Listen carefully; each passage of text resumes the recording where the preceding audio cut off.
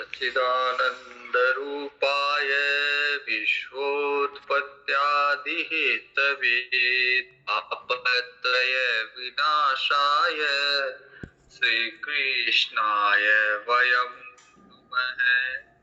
कृष्णं नारायणं वन्दे कृष्णं वन्दे व्रजप्रियं कृष्णं द्वैपायनं वन्दे कृष्णं वन्दे श्रुतम्।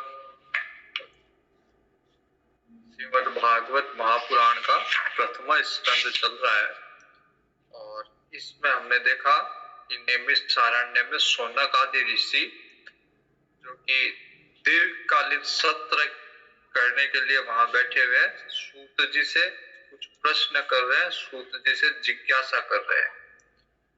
सूत जी से वार्ता चल रही है शौनक आदि ऋषि की। तो शौनक आदि ऋषियों ने सूत जी से पूछा कि सुखदेव जी तो बड़े निवृत्ति परायण महात्मा है, वो तो किसी काम में जल्दी से किसी काम को करते, वो अपने आप को अलग ही रखते हैं। तो उन्होंने फिर ये वाला कार्य कि भागवत का अध्ययन करना ये कैसे कर लिया। वो आत्मा में उनका रमण है, तो संसार से उनका कोई ज्यादा संसार से संबंध नहीं है। तो ये इतने बड़े विशाल ग्रंथ का अध्ययन क्यों किया, उन्होंने कैसे किया। तो भगवान सूत जी बताते हैं कि जो ज्ञानी पुरुष भी है, जो आत्मा में रमण करते हैं, जो ब्रह्म ज्ञानी पुरुष है, उनको भी भगवान की कथा अपनी तरफ खींच लेती है। तो सुखदेव जी को भगवान की कथा अपनी तरफ खींच लिया। और जो राजा परीक्षित के जन्म की कथा है, राजा परीक्षित के कर्म, उनके मोक्ष की कथा, फिर पांडवों की कथा, पांडवों के स्वर्गारोहण की कथा, ये सब अब मैं आपको सुनाता हूँ, क्योंकि इसमें कृष्ण भगवान की अनेक कथाएं इनमें सम्मिलित है। तो महाभारत के भी अनेक प्रसंगों में भगवान श्री कृष्ण की कथा सम्मिलित है। इसलिए सूत जी अब शौनकादि ऋषियों को महाभारत का कुछ प्रसंग, महाभारत का विशेषकर जब महाभारत का युद्ध हो गया उसके उपरांत का कुछ प्रसंग सुना रहे हैं। और ये बताने के लिए कि भगवान की कथा जब रहती है, बीच बीच में जब भगवान की कथा आती है, तो उसमें जो रस आता है, उसमें जो आनंद आता है, वो महापुरुषों को भी, ब्रह्म ज्ञानी महात्माओं को भी, परमहंसों को भी अपनी तरफ खींचता है। तो सबसे पहले उन्होंने कहा कि जब अश्वत्थामा था, उसने दुर्योधन के सामने प्रतिज्ञा की कि मैं आज पांचों पांडव को मार दूंगा। लेकिन पांचों पांडव की जगह द्रौपदी के 5 पुत्रों को की उसने, अश्वत्थामा ने हत्या कर दी और पुत्रों के सिर काट के दुर्योधन को भेंट किए। तो दुर्योधन को भी दुख हुआ, दुर्योधन को भी लगा कि आज तो हमारे कौरव पांडव का सारा वंश ही खत्म कर दिया इसने, फिर निरपराध बालकों का क्या दोष था। मेरी लड़ाई तो पांडवों से है, पांडवों के पुत्रों से कहा लड़ाई थोड़ी ना। तो पांडव के पुत्र है, जो तो निरपराध बालक है, उनकी हत्या अश्वत्थामा को नहीं करनी चाहिए थी। तो ऐसा जघन्य अपराध अश्वत्थामा के द्वारा हुआ। और अर्जुन ने द्रौपदी के सामने ये प्रतिज्ञा कर ली कि मैं अश्वत्थामा को लेके आऊंगा। अश्वत्थामा को लेने के लिए, मारने के लिए अर्जुन श्री कृष्ण को सारथी बना के अर्जुन दौड़ते और अश्वत्थामा को पकड़ के द्रौपदी के पास में जब पकड़ रहे थे, उस टाइम पे भगवान कृष्ण ने कहा कि इसको मार डाल, ये आतताई है, इसने जो अपराध किया है वो क्षम्य अपराध नहीं है। उस ऐसे अपराधी को तो, ऐसे आतताई को तो कि तो हत्या ही कर देना चाहिए। लेकिन उसने कहा कि अर्जुन ने कहा कि मैं अश्वत्थामा को ले जाके द्रौपदी के सम्मुख ले जाना चाहता हूँ, क्योंकि इसने द्रौपदी के 5 पुत्र की हत्या की है, तो इसको सजा द्रौपदी देगी। जैसे ही अश्वत्थामा को लेके आए द्रौपदी के सामने, द्रौपदी ने कहा उच्चतामेष ब्राह्मणो नितराम गुरु सरहस्यो धनुर्वेद सविसर्गोपसंयम। द्रौपदी ने कहा छोड़ दो इसको, क्योंकि ये ब्राह्मण का पुत्र है और ब्राह्मण हम लोगों के लिए पूजनीय है, इसलिए इसको कोई दंड मत दो, इसकी हत्या मत करो, इसको छोड़ दो। और इनके पिताजी द्रोणाचार्य जी से आपने सारी धनुर्विद्या और अन्य विद्या, सारी विद्या आपने इनके पिताजी से सीखी है, इसलिए अगर इसकी हत्या कर दोगे तो आज जैसे मैं अपने पुत्र के लिए विलाप कर रही हूं, वैसे कृपि भी अपने पुत्र के लिए विलाप करेगी। कृपि अश्वत्थामा की माँ है, द्रोणाचार्य की पत्नी। तो द्रौपदी कहती है कि मैं नहीं चाहती कि जैसे मैं पुत्र के लिए विलाप कर रही हूँ, वैसे कृपि भी पुत्र के लिए विलाप करे, इसलिए इसको छोड़ दो। लेकिन भीमसेन वहां पे थे। भीमसेन बोलते हैं कि नहीं, इसकी हत्या ही उचित है, इसकी हत्या कर दो। फिर भगवान श्री कृष्ण ने कहा ब्रह्म बंधुर्न हंतव्य आतताई बदार्हण मय्येवो भयमामनातं परिपाह्यनुशासनम्। भगवान कहते हैं ब्राह्मणों को तो नहीं मारना चाहिए, लेकिन आतताई को जिंदा नहीं छोड़ना चाहिए। तो ये दोनों चीजें हैं। अब अश्वत्थामा ब्राह्मण भी है और वो अश्वत्थामा आतताई भी है। उसने जो अपराध किया है वो अपराध आतताई लोग ही कर सकते हैं, इसलिए इसके साथ दोनों व्यवहार होना चाहिए। फिर भगवान ने कहा कि अश्वत्थामा की मणि निकाल लो और उसके बालों के साथ उसका मुंडन कर दो, बाल उतार लो, मणि निकाल लो, जिससे क्या होगा कि वो ब्रह्म तेज से रहित होगा अश्वत्थामा। ब्राह्मणों की हत्या उनका धन, उनका शरीर की हत्या करके नहीं, बल्कि उनका मुंडन कर देना या धन छीन लेना, स्थान से बाहर निकाल देना, ये ब्राह्मणों के लिए वध के समान है। इससे आतताई का वध भी हो जाएगा और ब्रह्म हत्या का दोष भी नहीं लगेगा। ऐसा ही किया। फिर अश्वत्थामा की मणि और अश्वत्थामा का मुंडन करके अश्वत्थामा को वहां से अपमानित करके निकाल दिया।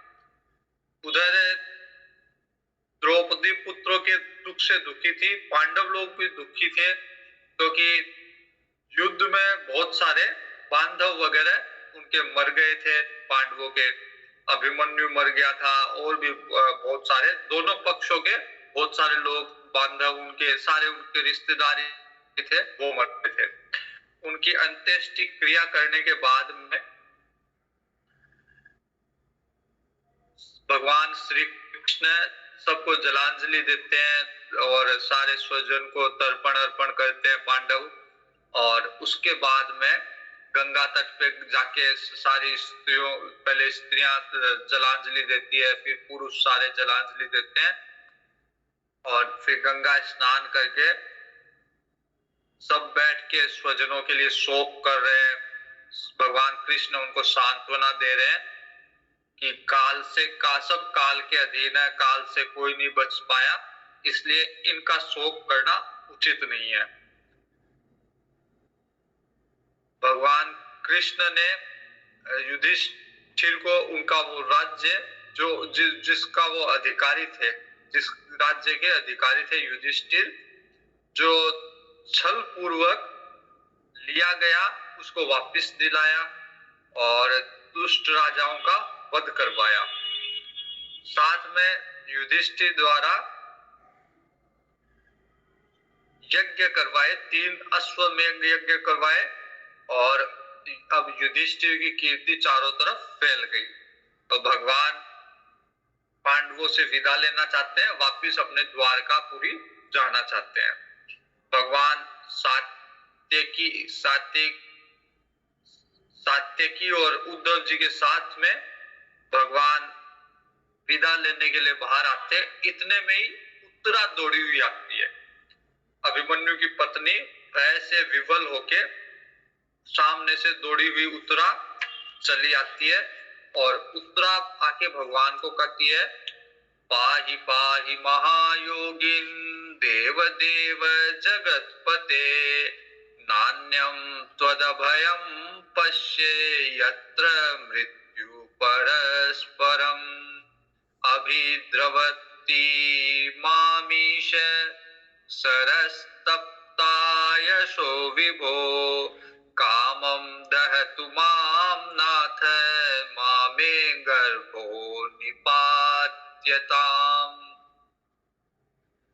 उत्तरा कहती है कि संसार में मेरे को अभय देने वाला कोई नहीं है, आप महायोगी है, आप मेरी रक्षा कीजिए, आपके अतिरिक्त इस लोक में मेरे को अभय दे सके ऐसा कोई नहीं है। सब, क्योंकि संसार में तो सब क्या है, मृत्यु, एक दूसरे के मृत्यु के निमित्त बने हुए हैं। जैसे बिल्ली चूहे को खा रही है, कुत्ता बिल्ली को खा रहा है, तो सब एक दूसरे की मृत्यु के निमित्त है संसार में। आप सर्वशक्तिमान है, तो एक जलता हुआ लोह का बाण मेरी ओर दौड़ रहा है और ये मुझे जला डालेगा। मेरे को, मेरी चिंता नहीं है, मेरे को भले ही जला दे, लेकिन मेरे गर्भ में एक शिशु है, ये बाण जो आया है ये मेरे शिशु को नष्ट कर देगा, इसलिए आप मेरी कृपा कीजिए, आप मेरी रक्षा कीजिए, मेरे गर्भ की रक्षा कीजिए। सूत जी कहते हैं कि जैसे उत्तरा ने प्रार्थना की, भगवान श्री कृष्ण ने देखा कि ये बाण जो है अश्वत्थामा ने पांडवों के वंश को नष्ट करने के लिए ब्रह्मास्त्र चलाया हुआ है, और पांडवों की तरफ भी 5 बाण चलाए थे अश्वत्थामा ने। पांडवों ने अपने अपने अस्त्र उठा के उन 5 बाणों को निष्फल किया और भगवान ने सुदर्शन चक्र से उत्तरा के गर्भ की रक्षा की। भगवान उत्तरा के गर्भ में प्रवेश करके और गर्भस्थ जो शिशु था उसकी रक्षा की, उसको अपने माया से ढक दिया, जो ब्रह्मास्त्र से उसकी रक्षा की। ब्रह्मास्त्र वैसे अमोघ है, कोई भी उसका छेदन नहीं कर पाता, कोई भी उसको रोक नहीं पाता, लेकिन भगवान के सामने ब्रह्मास्त्र भी कोई कार्य नहीं करता। भगवान के आगे वो शांत हो गया ब्रह्मास्त्र का तेज। और जब भगवान ने पांडवों की फिर रक्षा की और उत्तरा के गर्भ की रक्षा की, अब भगवान विदा लेके जाना चाहते हैं। इतने में अब कुंती आ गई। पहले उत्तरा ही थी अपने गर्भ की रक्षा करवाने के लिए, अब कुंती जी बाजी आ गई और कुंती जी आके अब स्तुति कर रही है भगवान श्री कृष्ण की। नमस्ते पुरुषं त्वाद्यं ईश्वरं प्रकृते परम, अलक्ष्यं सर्वभूतानां अंतर्बहिरवस्थितम्। कुंती जी कहती है कि आप सारे जीवों के बाहर और अंदर स्थित है, फिर भी इंद्रियों और वृत्तियों से आपको नहीं देखा जा सकता, क्योंकि प्रकृति से परे आप आदि पुरुष हो। आपको मैं नमस्कार करती हूँ। सब जगह होके भी साधारण व्यक्ति अपनी इंद्रियों से आपको नहीं देख सकता। माया जवनिका छन्नम अज्ञाधोक्षजमव्ययम् न लक्ष्यसे मूढ़दृशो नटो नाट्यधरो यथा। इंद्रियों को, इंद्रियों से जो कुछ देखा जाता है, जो कुछ जाना जाता है, उसका आधार उसकी तह में आप ही हो, आप ही विद्यमान हो। मतलब आपके आप हो, इसलिए लोग इंद्रियों से सामान्य विषय देख पाते हैं, लेकिन क्योंकि आप प्रकृति के परे हो इसलिए आप नहीं दिखते। बाकी सारे विषय दिखते हैं, इंद्रियों से सारे विषय जाने जाते हैं, लेकिन आप प्रकृति के परे होने के कारण आप नहीं दिखते। आपने अपने आप को माया के पर्दे में छिपा रखा है, तो जब तक माया का पर्दा रहेगा तब तक आपके दर्शन नहीं होंगे। और कुंती जी कहती है कि मैं तो अबोध नारी हूं, आप अविनाशी पुरुषोत्तम भगवान हो, मैं भला आपको कैसे जान सकती हूँ। अक्षय मूढ़ दृशो नटो नाट्यधरो यथा। जैसे कई एक्टर होते हैं, कई कलाकार होते हैं, वो किसी का रोल करते हैं। जैसे कोई कलाकार रावण बन गया, तो उस समय जब वो मेकअप करके आएगा, रावण का रूप धर के आएगा, तो उस समय उसका पुत्र भी नहीं जान पाएगा, उसको पहचान नहीं पाएगा।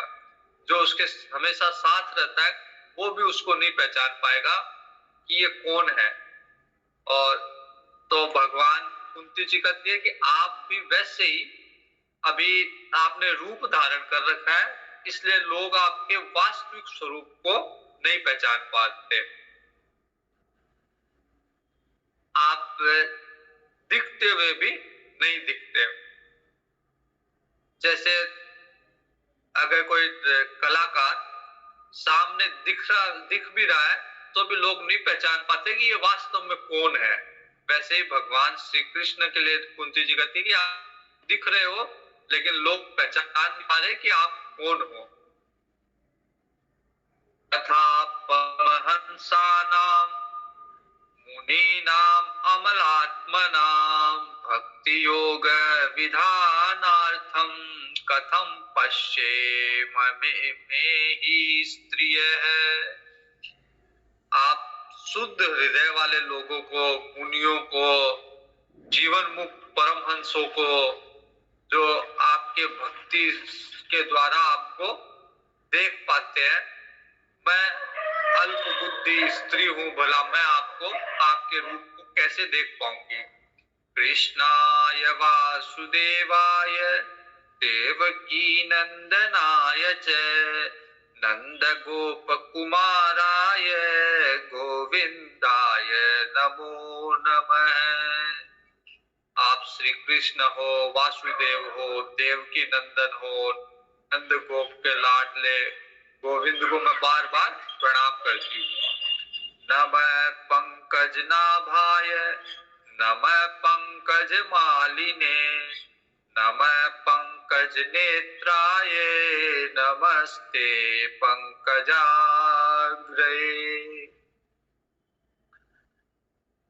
जिनकी नाभि से ब्रह्मा जी उत्पन्न हुए, पंकज, नमः पंकज नाभाय नमः पंकज मालिने।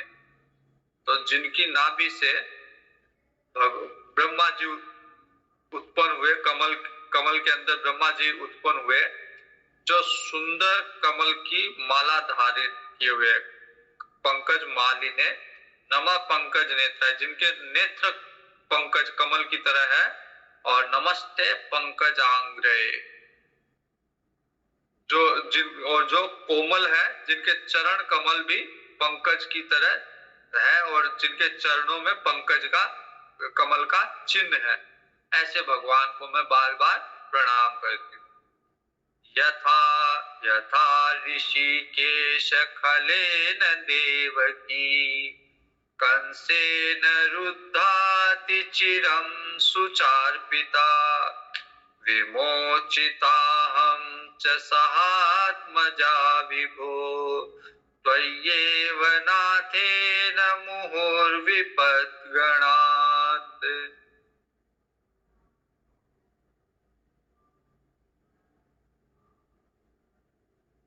जैसे आपने कंस द्वारा कैद में जब देवकी जी थी तो उनकी रक्षा की, और वैसे ही आपने मेरे और मेरे पुत्र की हमेशा रक्षा की है। हर विपत्ति से आपने हमें बचाया है। आप हमारे स्वामी हैं, आप सर्वशक्तिमान हैं, आप कहां तक मैं आपके बारे में बताऊं। आपने हर विपत्ति से हमको बचाया है। ईशान महाग्ने पुरुषाद दर्शनात् असत सभाया वनवास कृच्छ्रित मृधे मृधेनेक महारथास्त्रतो द्रोणस्त्रतश्चास्मद्य हरेभिरक्षिताः। आपने विष से जब पांडवों को विष दिया गया, जहर दिया गया, उससे पांडवों की रक्षा की। लाक्षागृह में जब अग्नि लगा दी गई तब हमारी रक्षा की। हिडम्ब आदि राक्षसों से हमारी रक्षा की। जब जुआ खेला गया तो उस दुष्टों से उस सभा में हमारी रक्षा की। वनवास में तरह तरह की विपत्तियां आई, उनसे हमारी रक्षा की।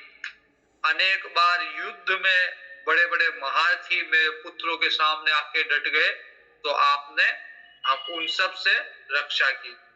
और अभी अभी अश्वत्थामा ने ब्रह्मास्त्र चला दिया था, तब भी आपने ही हमारी रक्षा की। विपत, ये बहुत ही प्रसिद्ध श्लोक है। विपत संतु न सस्वत् तत्र तत्र जगद्गुरो भवतो दर्शनम यत् स्यात् अदर्श पुनर्भव दर्शनम। कुंती जी भगवान को कहती है कि भगवान मेरे जीवन में हमेशा विपत्ति रहे, क्योंकि जब जब विपत्ति रही तब तब आप साथ रहे। इसलिए वो सुख भी क्या काम का जिसमें आप ना हो। तो भले ही विपत्ति हो लेकिन आपका साथ बना रहे तो वो विपत्ति भी अच्छी है। तो इसलिए मेरे जीवन में हमेशा विपत्ति मांगती है कुंती जी कि हमेशा मेरे जीवन में विपत्ति रहे ताकि आप साथ रहो।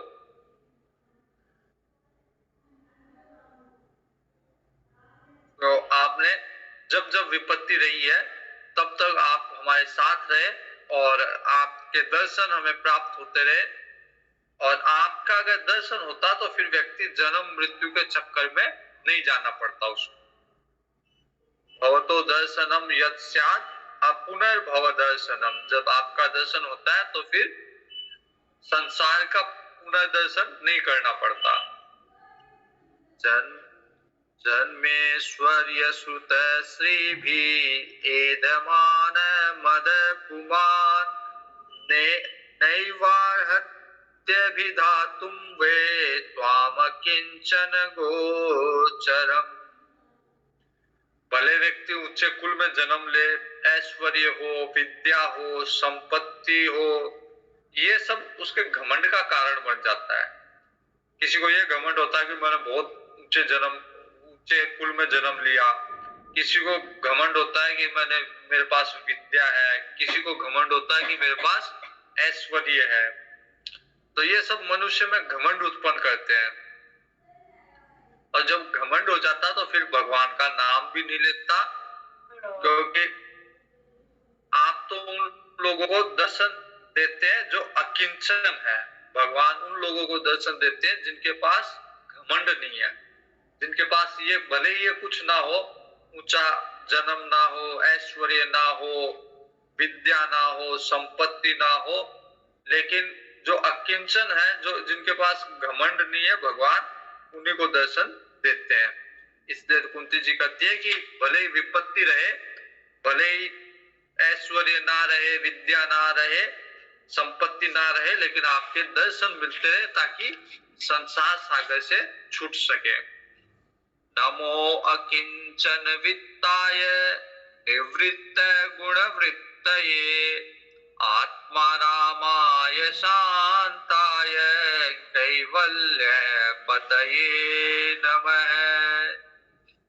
और निर्धनों के पास तो धनी क्या है, जो गरीब आदमी है, निर्धन है, उसका धन तो आप ही हो। धनवान का धन तो रुपया पैसा है, लेकिन निर्धन का धन तो भगवान ही है। जो माया के प्रपंच में पड़ा हुआ व्यक्ति, वो तो आपको स्पर्श भी नहीं कर सकता। भले ही माया के प्रपंच में है, भले ही बड़े बड़े मंदिर बना दे, बड़े बड़े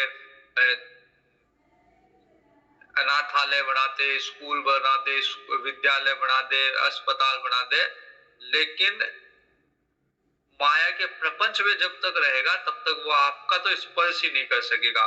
और वो ही निर्धन है, लेकिन माया के प्रपंच से निकला हुआ है, तो फिर भगवान उसके लिए दुर्लभ नहीं है।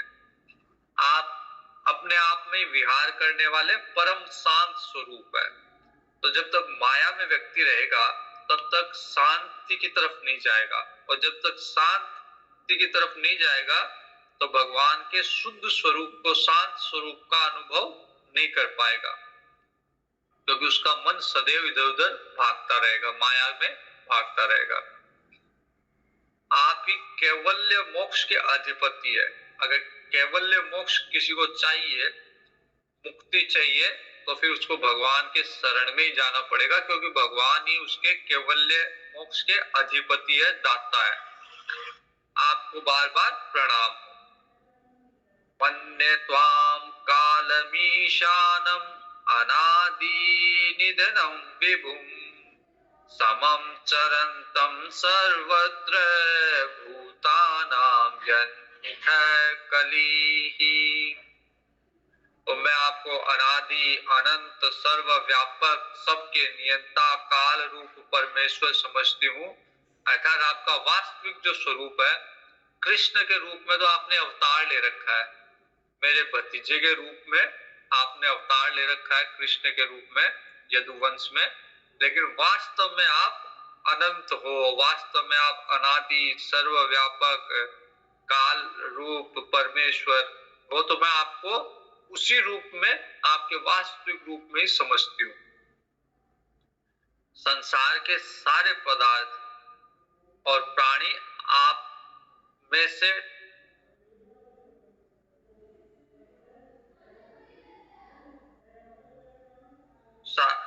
संसार के सारे पदार्थ और प्राणी आप में से निकले हुए हैं, परंतु आप सब में समान रूप से विचर कर रहे हो।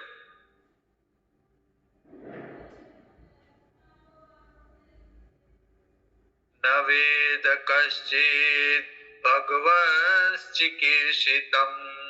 तवेह मानस्य नृणां विडम्बनम् न यस्य कश्चित् दयितोऽस्ति कर्हिचित् द्वेषश्च यस्मिन् विषमा मतिर्नृणाम्। आप जब मनुष्य की सी लीला करते हैं, तब आप क्या करना चाहते हैं ये कोई नहीं जानता। भगवान की लीला को, जब भगवान मनुष्य अवतार में लीला करते हैं, तो उनकी लीला को कोई नहीं जान पाता। आपका न कोई प्रिय है न कोई अप्रिय है। न यस्य कश्चित् दयितोऽस्ति कर्हिचित्। आपके संबंध में लोगों की बुद्धि काम नहीं करती। आपकी बुद्धि के आगे किसी की बुद्धि भी कार्य नहीं करती। जन्म कर्म च विश्वात्मन् अजस्या कर्तुरात्मनः तिर्यं ऋषिषु यातसु तदत्यंत विडम्बनम्।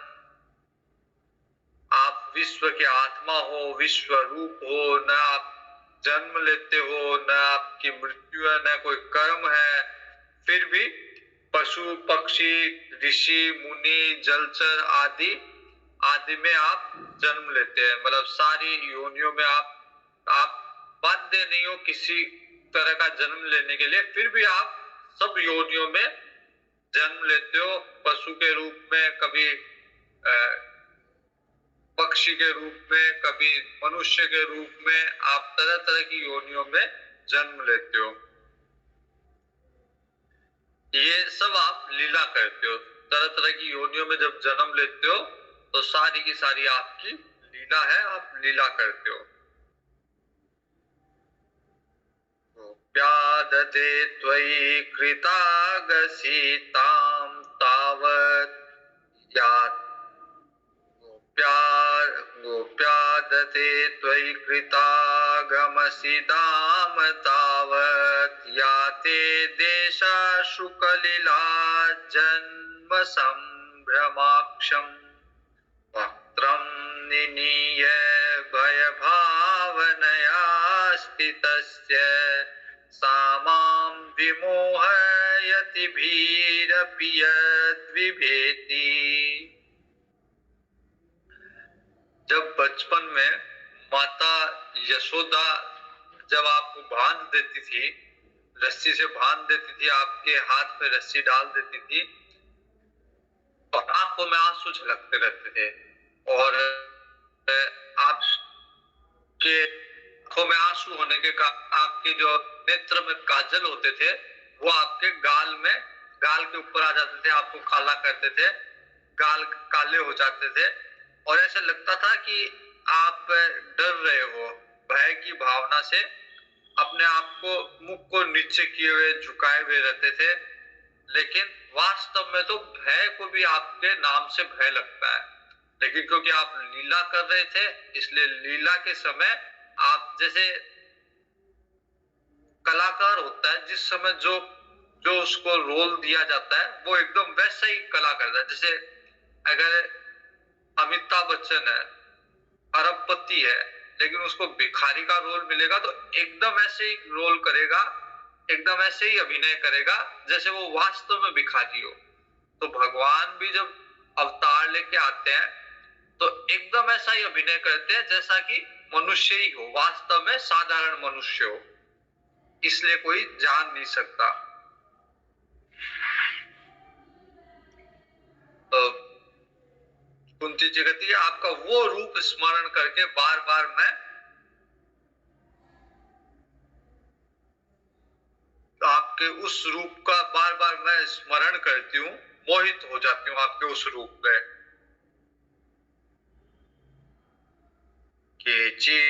केचिदाहुरजं जातं केचिदाहुरजं जातं पुण्यश्लोकस्य कीर्तये यदो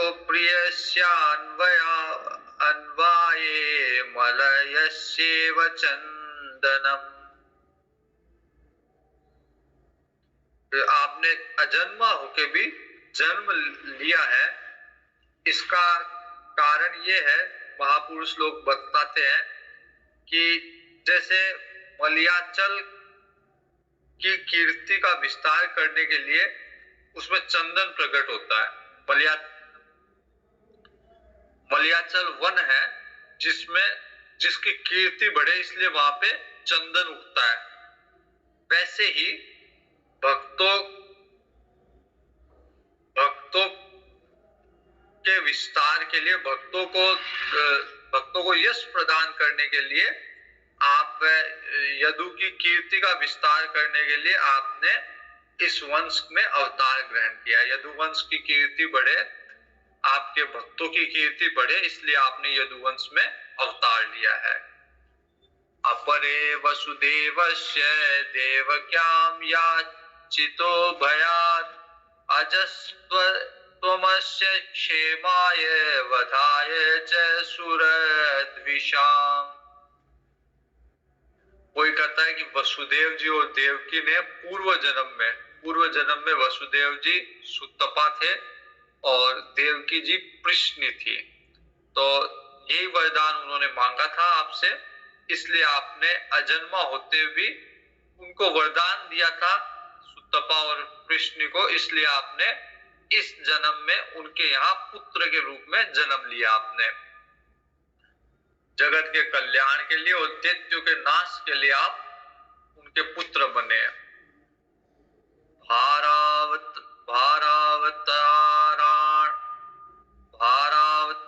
भारावतारणायान्ने भुवो नाव इवो दधो सीदन्या भूरि भारेण जातो यात्म भुवार्थितः। कोई लोग कहते हैं कि पृथ्वी पर दैत्यों ने अत्यंत भार डाल दिया था और पृथ्वी को समुद्र में डुबाने लग गए थे। तो पृथ्वी की रक्षा के लिए जब पृथ्वी पीड़ित हो रही थी तो पृथ्वी ने ब्रह्मा जी से प्रार्थना की और उसका भार शांत करने के लिए आपने अवतार लिया है। अवेस्मिन् क्लिश्यमानानाम् अविद्या काम कर्मभिः श्रवण स्मरणार्हाणि करिष्यन्निति केचन। कोई कहते हैं कि संसार में अज्ञान, कामना, कर्म का बंधन, इससे लोग पीड़ित हो रहे थे, जकड़ रहे थे। इसलिए उन लोगों को श्रवण स्मरण प्रदान करने के लिए आपने अवतार ग्रहण किया है, ताकि आपकी लीला का सुन सके, आपकी लीला का स्मरण कर सके, ताकि उनके कर्मों का बंधन छूटे, उनकी कामना छूटे, उनका अज्ञान छूटे। इसलिए आपने अवतार लिया है।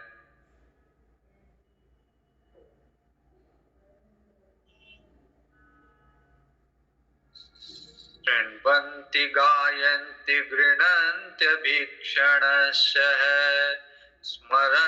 स्मरन्ति निनन्दन्ति तवेहितं जनाः त एव पश्यन्त्यचिरेण तावकम् भवप्रवाहो परमं पदाम्बुजम्।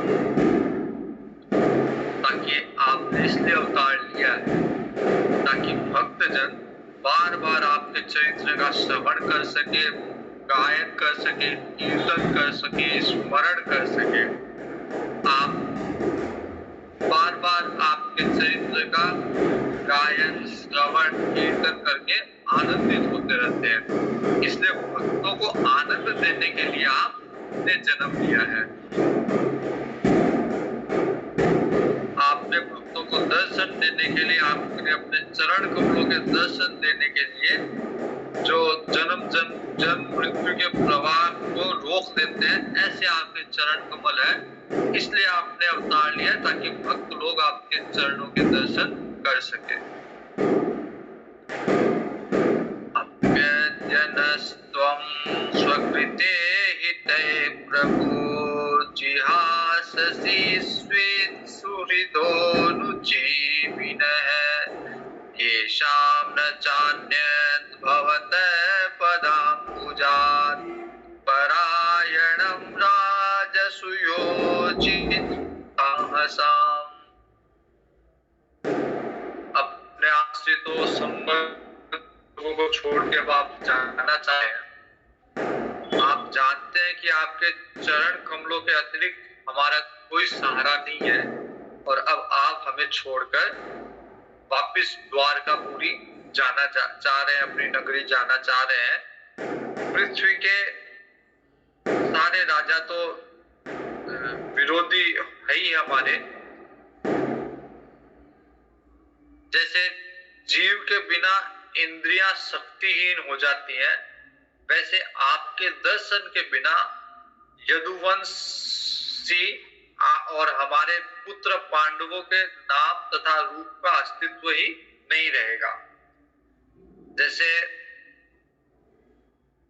शरीर में अगर जीव नहीं है तो इंद्रियों का अस्तित्व समाप्त हो जाता है। वैसे आप अगर नहीं रहोगे तो न यदुवंशियों का कोई अस्तित्व रहेगा, न पांडवों का कोई अस्तित्व नहीं रहेगा। के वयं नाम रूपाभ्याम यदुभिः सह पांडवाः भवतो दर्शनम यर्हि ऋषिकाणाम् इवेशितुः नेयं शोभिष्यते तत्र यथेदानीं गदाधर त्वत्पदेरङ्किता भाति स्वलक्षण विलक्षितेः।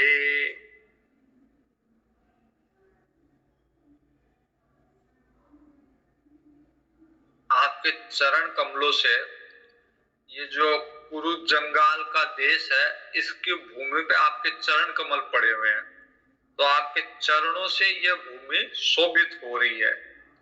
आपकी दृष्टि के प्रभाव से ये देश धन धान्य से संपन्न हो रहा है। ये वन पर्वत नदी समुद्र भी आपकी दृष्टि से ही वृद्धि को प्राप्त हो रहे हैं, संपन्नता को प्राप्त हो रहे हैं। आप विश्व के स्वामी, विश्व की आत्मा, विश्व रूप है। यदुवंश अथ विश्वेश विश्वात्मन विश्वमूर्ते स्वकेषु मे स्नेह पाशमिमं छिन्दे दृढ़ं पाण्डुषु वृष्णिषु। कुंती जी बोल रही है कि मेरा संबंध यदुवंशियों से और पांडवों से है, तो मेरी इनमें ममता हो गई है। यदुवंशियों में, पांडवों में मेरी ममता हो गई, मेरा मोह हो गया। तो आप कृपा करके इन स्वजनों से मेरे स्नेह की फांसी को काट दीजिए। जो मेरा स्नेह हो गया इनमें, जो मेरी ममता हो गई है पांडवों में, वृष्णियों में, तो आप इस स्नेह की पास को, स्नेह की डोर को आप काट दीजिए और आप अपने आप में मुझे मिला लीजिए। त्वयि मे अनन्य विषया मतिर्मधुपते असकृत रति मुद्वहता गंगे मोघ मुदन्वती। जैसे गंगा की अखंड धारा समुद्र में गिरती है, वैसे ही मेरी बुद्धि निरंतर आप में जाए। जैसे गंगा जी निरंतर समुद्र में गिरती है, वैसे ही मेरी बुद्धि किसी दूसरी ओर न जाके केवल आप में निरंतर, आपसे प्रेम करे, आप में निरंतर लगी रहे। श्री कृष्ण कृष्ण सख, श्री कृष्ण कृष्ण सख कृष्ण ऋषयावनिद्रिक राजन राजन यवंश दहनान पवर्ग वीर्य गोविंद गोद्वेज सुरार्तिहारावतार योगेश्वराखिल गुरु भगवन नमस्ते। आप पृथ्वी के भार रूप राज वेशधारी दैत्यों को जलाने के लिए अग्नि स्वरूप है। जो भी दैत्य पृथ्वी पर भार बने हुए थे राजा के रूप में, आपने सबको जला के भस्म कर दिया। आपकी शक्ति अनंत है। आपको, आपका ये अवतार जो है वो गोद्विज सुरार्ति हरा अवतार है। वह अवतार गायों के लिए, ब्राह्मणों के लिए, देवताओं के लिए, इनके दुख को मिटाने के लिए, गाय, ब्राह्मण और देवताओं के दुख को मिटाने के लिए आपने अवतार लिया है। आप चराचर के गुरु भगवान हैं। मैं आपको बार बार प्रणाम नमस्कार करती हूँ। तो इस तरह से कुंती जी ने बहुत ही बढ़िया स्तुति की भगवान से। मुख्य रूप से दो बातें हैं। एक तो कुंती जी ने कहा कि मेरे को बार बार विपत्ति देना, कौन मांगता है विपत्ति, लेकिन भगवान के भक्त की इतनी हिम्मत हो सकती है कि वो ये कहे कि मेरे को बार बार विपत्ति देना, क्योंकि विपत्ति में आप सदैव साथ रहते हो। तो कुंती जी का ये विश्वास कि जब जब विपत्ति रहेगी भगवान साथ रहेंगे। और पूर्व में भी उन्होंने बताया कि जब जब भले ही लाक्षागृह में भले ही विष दिया गया हो, भले ही जुआ खेला गया हो, भले ही अनेक तरह के आतताई, अनेक तरह के योद्धा हमसे भिड़े हो, लेकिन जब जब विपत्ति आई है तब तब आप हमारे साथ रहे हो, और आगे भी जब विपत्ति रहेगी तो आप साथ रहोगे। इसलिए भले ही विपत्ति मिले लेकिन आपका साथ हमेशा बना रहे। और दूसरा कुंती जी ने कहा कि मेरा संबंध यदुवंशियों में, वृष्णियों में, इन कुलों में है, इसलिए मेरा जहां भी व्यक्ति जन्म लेता है या जहां उसका संबंध होता है वहां उसकी ममता, उसकी आसक्ति उत्पन्न हो जाती है। तो कुंती जी कहती है कि इन आसक्तियों को आप, इन पांच आसक्तियों को आप तोड़ दीजिए, और नित्य निरंतर, जैसे गंगा जी नित्य समुद्र में मिलती है, वैसे मेरा मेरा मन, मेरी बुद्धि भी सदैव आप में ही प्रवाहित होती रहे। इस तरह से स्तुति की। कुंती जी ने जब स्तुति कर ली तो उसके बाद में भगवान श्री कृष्ण माया से मोहित करते हुए मंद से मुस्कुराने लगे बाजी की तरफ, और कुंती जी से कहा कि अच्छा ठीक है, और रथ में बैठ के हस्तिनापुर लौटने लगा। हस्तिनापुर आए, वहां कुंती, सुभद्रा, देवकी आदि से विदा लेके जब जाने लगे हस्तिनापुर से, तो इतने में युधिष्ठिर जी ने बड़े प्रेम से भगवान को फिर रोक लिया। और युधिष्ठिर अपने भाई बंधुओं के मारे जाने से बड़े शोकाकुल थे, दुख हो रहा था कि युद्ध तो हो गया, युद्ध में मेरे भाई भले ही कौरव हो लेकिन थे तो मेरे भाई। जो जो शोक अर्जुन को युद्ध के पहले हुआ, ये सब मेरे स्वजन लोग हैं, इनको कैसे मारूं, वो शोक अब युधिष्ठिर जी को युद्ध के बाद हो रहा है कि कैसे मैंने मेरे स्वजनों को मार दिया। तो अर्जुन को तो भगवान ने उपदेश दिया था गीता का, और गीता का उपदेश देके अर्जुन के शोक का निवारण किया। अब युधिष्ठिर को भगवान ज्ञान नहीं देंगे, बल्कि भगवान भीष्म पितामह जी के पास ले जाके भीष्म पितामह जी से ज्ञान दिलाएंगे युधिष्ठिर को। तो युधिष्ठिर को जब शोक हो रहा था तो भगवान ने समझाया, थोड़ा इतिहास वगैरह बता के समझाया, बहुत चेष्टा की, लेकिन भगवान के समझाने में भी युधिष्ठिर जी का दुख दूर नहीं हो रहा, उनका शोक जा नहीं रहा। अर्जुन से तो भगवान को उस क्षण कार्य करवाना था, युद्ध करवाना था, इसलिए भगवान ने अर्जुन को उस समय ज्ञान दिया और युद्ध करवा लिया। अब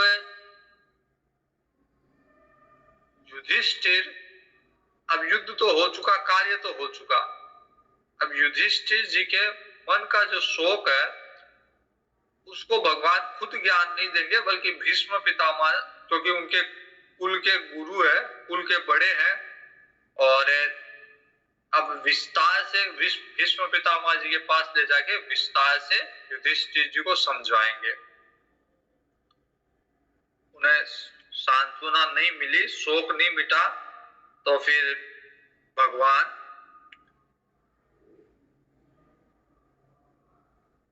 युधिष्ठिर कहते हैं कि मेरे को पता है कि ये धर्म युद्ध था, और धर्म युद्ध में भले ही अपने लोग हो, अपने बांधव हो, भाई हो, उनको मारना भी ठीक है, लेकिन ये जानते हुए भी मेरा शोक दूर नहीं हो रहा।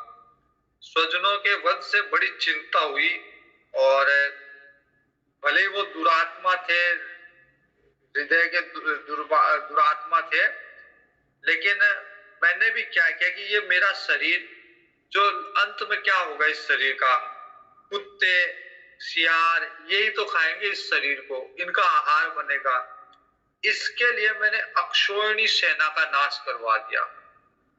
इस शरीर को राज्य दिलाने के लिए मैंने कितने जीवों की हत्या करवा दी।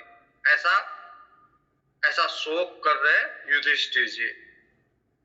कितने बालक, कितने ब्राह्मण, कितने संबंधियों, कितने मित्र, चाचा, ताऊ, भाई, बंधु, गुरु, सबकी मैंने हत्या करवा दी इस शरीर के लिए।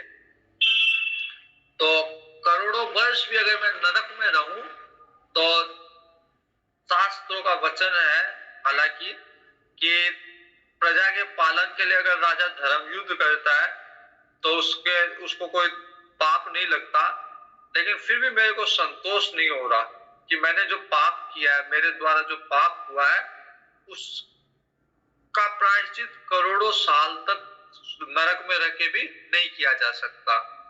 स्त्रियों ने पति खोए हैं, भाई बंधुओं ने अपने भाई खोए हैं, तो इनका सबका अपराध मेरे को लगेगा।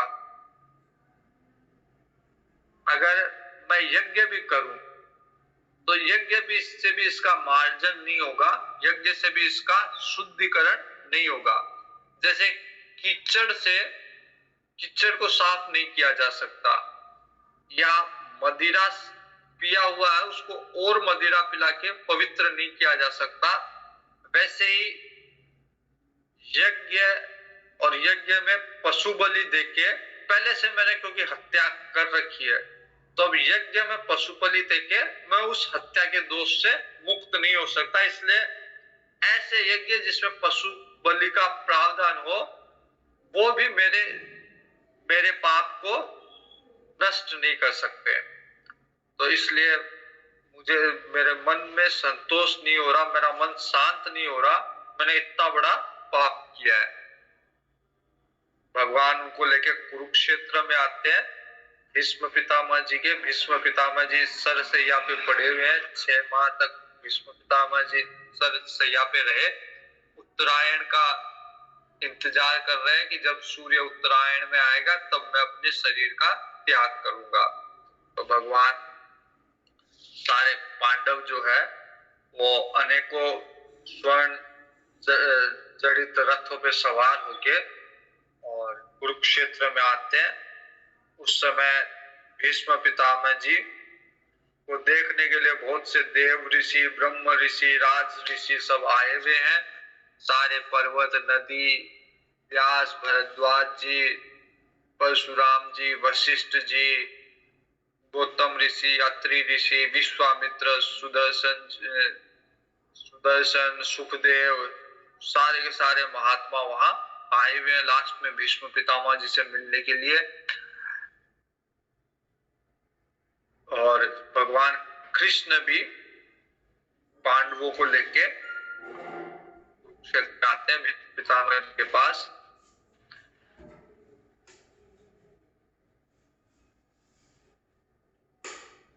भीष्म पितामह जी अब ज्ञान देंगे पांडवों को, जिसे हम कल देखते हैं।